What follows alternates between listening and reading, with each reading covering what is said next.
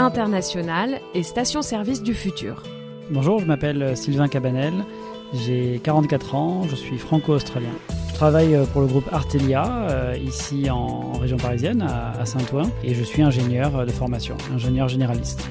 Parfois, une simple phrase peut servir de déclic. C'est un copain avec qui j'étais en colocation à Paris qui m'a dit « mais vas-y, mieux vaut avoir des remords que des regrets ». Nous sommes à ce moment-là en 2001.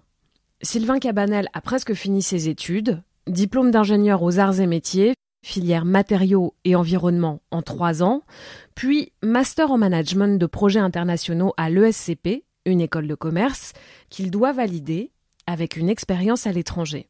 Je ne savais pas qu'existaient les VIE. C'est un copain de promo qui m'a dit « mais regarde le site du CIVI, CIVI ». Donc c'est des entreprises qui ont besoin, entre guillemets, d'expats juniors pour partir à l'étranger. C'est un super contrat. La France a une chance folle d'avoir ça parce que c'est bénéfice pour tout le monde. Le jeune part à l'étranger de façon sécurisée avec une entreprise qui le paye de façon stable et sécurisée comme en CDI. Je crois qu'il y a un arrangement fiscal. L'entreprise paye moins aussi. On est déjà tout de suite à l'étranger dans une entreprise française sécurisée à l'étranger. Donc c'est génial, c'est une expérience topissime. Mieux vaut avoir des remords que des regrets. Alors Sylvain décide de partir en Égypte. Moi, j'ai fait ça, j'ai postulé, c'est Sogrea, donc Artelia qui m'a proposé mon premier job, qui était en VIE au Caire, pour travailler sur la stabilité de barrages dans la branche du Nil qui s'appelle la branche Damietta.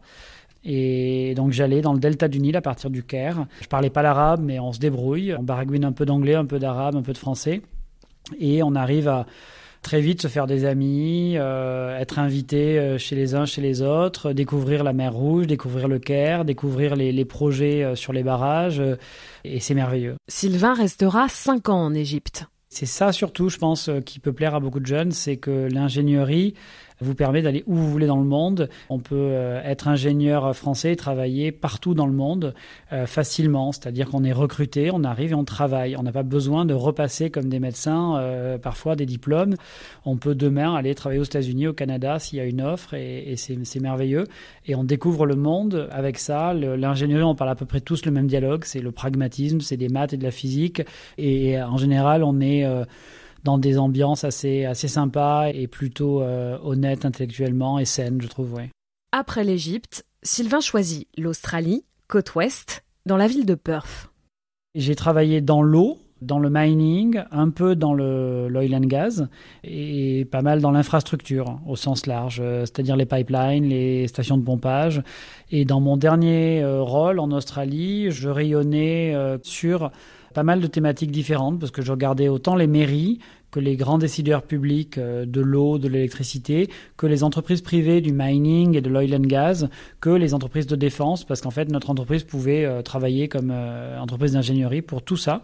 Donc, ça m'ouvrait vachement à pas mal de thématiques. Vie professionnelle, mais aussi vie personnelle. L'Australie, c'est un peu un paradis sur Terre et du coup, je pensais y être pour 2 ans, puis 2 ans, puis 2 ans et au final, je suis resté 14 ans. J'ai rencontré ma femme qui est française aussi et on s'est mariés là-bas. On est devenus australiens. On a eu 2 enfants qui sont nés là-bas, qui sont donc australiens d'abord avant de devenir français ensuite. Et du coup, voilà, c'était une période très sympa. Fin 2019, Sylvain et sa famille décident de rentrer en France. L'expérience en Australie était fantastique, mais Sylvain ne regarde plus en arrière. C'est l'avenir qui l'intéresse. Et par exemple, la station-service du futur. Il a retrouvé Artelia, le groupe pour lequel il travaillait en VIE en Égypte. Le poste, pour faire simple, c'est un poste de directeur de projet. Sauf que le projet est très grand puisque c'est une alliance que Artelia a avec un grand pétrolier. Et dans cette alliance, on a 9 pays et on construit des stations-service de toutes sortes dans 9 pays avec des équipes locales qui vont de 10 personnes à 120 personnes. Et dans ces pays, on fait des stations-service classiques, petites, des très grosses, des choses magnifiques d'architecture, autant que des nouvelles stations-service d'hydrogène, de bornes de recharge pour véhicules électriques. Sylvain et ses experts travaillent à des stations-service plus efficaces et moins impactantes sur l'environnement. Il y a beaucoup de challenges d'ingénierie, vraiment, de comment construire, comment faire moins cher, comment faire plus solide, comment faire plus durable. Puis, on va avoir des problématiques de qualité, de transformation digitale de la station-service, de sa maintenance. On a aussi de la transformation écologique, dans le sens où il faut qu'on réduise l'empreinte carbone de ce grand pétrolier. Donc on va commencer à mettre de plus en plus d'initiatives comme des panneaux solaires sur le toit des stations-service, comme des éoliennes ci et là, comme des bornes hydrogène, bien entendu, des bornes de recharge de véhicules électriques. Et on va recycler des sacs plastiques pour faire des éléments de la station comme des briques ou autres. Il y a pas mal de thématiques qui sont très intéressantes dans le sens où on est vraiment dans l'actualité. La transformation énergétique, la transformation avec le réchauffement climatique, essayer de faire mieux, essayer de faire plus intelligent. Et parmi les solutions les plus prometteuses, il y a les pompes et les véhicules à hydrogène.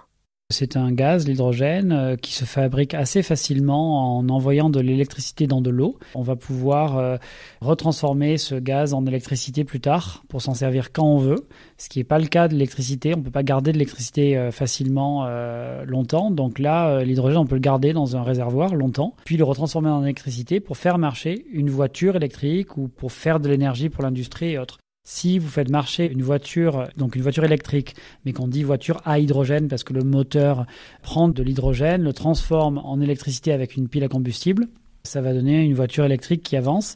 Eh bien, le seul rejet, c'est de l'eau. Et donc ça, c'est vraiment merveilleux parce qu'on peut n'avoir quasiment aucun impact sur l'environnement. L'hydrogène est donc stockable, contrairement à l'électrique, et avec un impact quasi nul sur l'environnement, à condition d'utiliser de l'hydrogène vert. Je pense que le véhicule à hydrogène va très vite devenir extrêmement intéressant, notamment pour les véhicules lourds. Les poids lourds, ça peut être très intéressant déjà en termes de rendement énergétique.